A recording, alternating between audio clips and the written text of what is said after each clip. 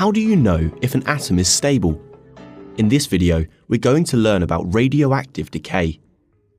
An atom is composed of subatomic particles called protons, neutrons, and electrons. Positively charged protons and neutrons with no charge from the central nucleus. Negatively charged electrons orbit the nucleus. For more information on atomic structure, watch this video. A strong nuclear force holds the positive protons and neutral neutrons together in the nucleus, and is what determines if a nucleus is stable. In stable nuclei, the force is strong enough and brings sufficient energy to hold the nucleus together permanently. Most of the nuclei formed during the Big Bang nearly 14 billion years ago are still in existence today, but not all nuclei are stable.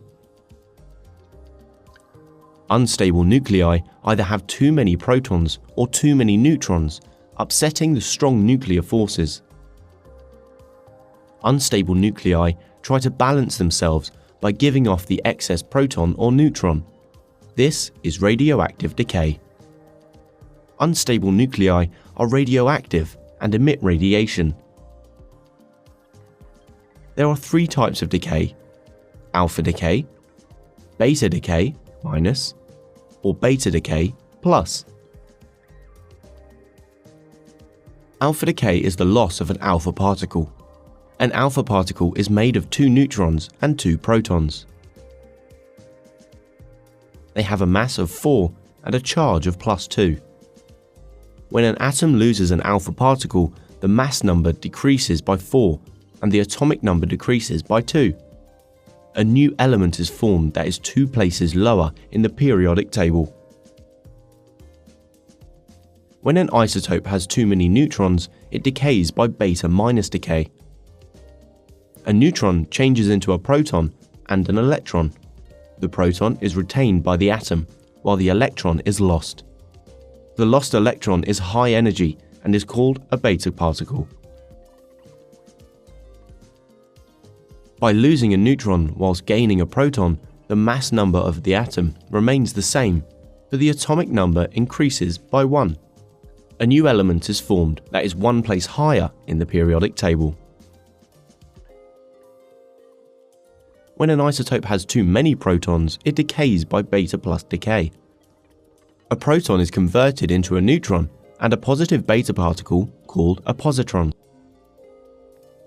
Positrons have the same mass as electrons, but the opposite charge. By losing a proton but gaining a neutron means the mass number stays the same, but the loss of a proton means the atomic number decreases by 1. So how do we know if an atom is stable or unstable? We can determine whether a radioisotope is likely to decay and what type of decay is likely to occur by looking at its position on a proton-neutron NZ graph. This graph shows the number of protons on the x-axis and the number of neutrons on the y-axis. This is the stability line. If a radioisotope lies left or right of this line, it is unstable and likely to decay to become stable. A radioisotope that lies to the left of the stability line has too many neutrons and is likely to undergo beta minus decay, so give off electrons. A radioisotope that lies to the right of the stability line has too many protons and is likely to undergo beta plus decay, so give off positrons.